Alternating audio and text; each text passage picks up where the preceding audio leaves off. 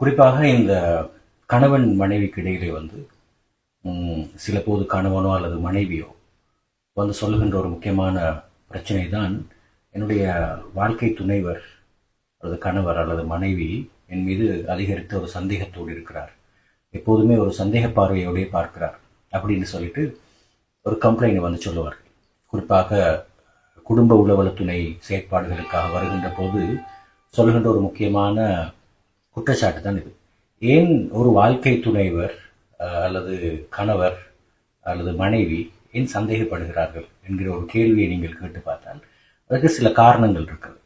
அதில் காரணங்களை புரிந்து கொள்வதுதான் இந்த பிரச்சனையை கையாளுவதற்குரிய முதல் வழியாக இருக்கும். முதலாவது காரணம் என்னென்னு பார்த்தீங்கன்னு சொன்னால், வாழ்க்கையிலே கடந்து போன சில காயங்களை கடந்திருப்பார்கள், ஓரம் கட்டப்பட்டிருப்பார்கள், அதே போல சீட் பண்ணப்பட்டிருப்பார்கள் மற்றவர்களினால். அது என்னுடைய வாழ்க்கையிலும் நடந்து விடுமோ என்கிற ஒரு பெரிய பயம் இருக்கும். குறிப்பாக இந்த பயங்கள் சொல்லுவோம், ஒரு கணவன் மனைவி திருமணம் முடித்து அதற்கு பிறகு அவர்கள் இருவருமே பிரிந்து விட்டார்கள், ஏதாவது ஒரு காரணமாக, குறிப்பாக இந்த ஒரு சீட்டிங் காரணமாக அல்லது இந்த மாதிரியான ஒரு ஏமாற்று நிலைமை காரணமாக பிரிந்து விட்டார்கள். பிரிந்த பிறகு இன்னொரு வாழ்க்கை துணைவரை தேடுகின்ற பொழுது இந்த சந்தேகங்கள் ஏற்படலாம்.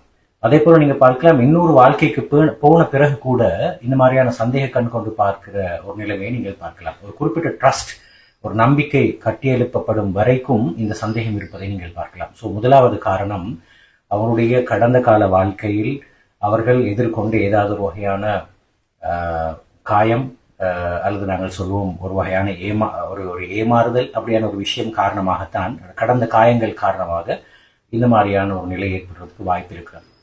இரண்டாவது முக்கியமான விஷயம் என்னென்னு சொன்னால், அவர்களிடம் காணப்படுகின்ற குறைந்த செல்ஃப் எஸ்டீம் என்று சொல்வார்கள், சுய கணிப்பு. சில போது இது ஆண்களுக்கும் ஏற்படலாம், பெண்களுக்கும் ஏற்படலாம். என்ன நினைப்பார்கள் அப்படின்னு சொன்னால், என்னை விட ஒரு சிறந்தவர் கிடைக்கிற போது, என்னை விட சிறந்த ஒரு நபர் கிடைக்கிற போது என்னை விட்டு விட்டு போய்விடுவார்களோ என்கிற ஒரு வகையான அச்சமாக இருக்கலாம். தன்னை மேலே அவ்வளோ ஒரு நம்பிக்கை கிடையாது. நான் போதுமாகத்தான் இருக்கிறேன், அல்லது நான் வடிவாகத்தான் இருக்கிறேன், அல்லது என்னுடைய கணவருக்கோ என்னுடைய மனைவிக்கோ நான் பொருத்தமானவராகத்தான் இருக்கிறேன் என்பதை மறந்துவிட்டு அவரிடம் ஏற்படுகின்ற ஒரு வகையான அதாவது தாழ்வு மனப்பான்மைன்னு சொல்லலாம், அதாவது லோ செல்ஃப் எஸ்டீம், அதாவது லோ செல்ஃப் எஸ்டீம் காரணமாக சுய கணிப்பில் ஏற்படுகின்ற குறைபாடு காரணமாக கூட ஒரு ஆளுக்கு சந்தேகம் வருவதற்கு சாத்தியம் இருக்கிறது. மூன்றாவது காரணம் நாங்கள் சொல்லலாம் அபாண்டன்மெண்ட் ஃபியர் அப்படின்னு சொல்வார்கள், அதாவது தனித்து விடப்படுவோமோ என்கிற ஒரு பயம் இருக்கலாம். இந்த அபாண்டன்மெண்ட் ஃபியர் என்பது சில சந்தர்ப்பங்களிலே அவருடைய வாழ்க்கையிலே, அவங்களுடைய குழந்தை பருவத்திலே அல்லது அதாவது பாடசாலை பருவத்திலே சில போது சில சிறுவர்களை அல்லது அந்த குறிப்பிட்ட குழந்தை பருவத்திலே இருக்கிறவர்களை விட்டு விட்டு பெற்றோர்கள், அதாவது தாயாக இருக்கலாம் அல்லது தந்தையாக இருக்கலாம், அவர்கள் வெளிநாடு போயிருப்பார்கள் அல்லது அவர்களை வேறு ஒரு நபரிடம் வளர்ப்பதற்கு கொடுத்திருப்பார்கள். இந்த மாதிரியான நபர்களிடம் சில போது இந்த அபாண்டன்மெண்ட் ஃபியர் என்பது இருப்பதற்கு சாத்தியம் இருக்குது. இந்த பிபிடி கண்டிஷன் இருக்கிற, போர்ட்லைன் பர்சனாலிட்டி கண்டிஷன் இருக்கிற ஒருவருக்கு கூட இந்த அபாண்டன்மெண்ட் ஃபியர் இருக்கலாம். அவர் பிற்காலத்திலே திருமணம் முடிக்கிற போது என்ன நடக்கும் அப்படின்னு சொன்னால், என்னுடைய கணவர் என்னை விட்டு விட்டு போய்விடுவாரோ, நான் தனித்து விடப்பட்டு விடுவேனோ, எல்லாரும் என்னை ஒதுக்கி விடுவார்களோ என்கிற பயம் அவர்களுக்குள் ஏற்படுவதை நீங்கள் பார்க்கலாம். இது மூன்றாவது காரணமாக நாங்கள் பார்க்கலாம்.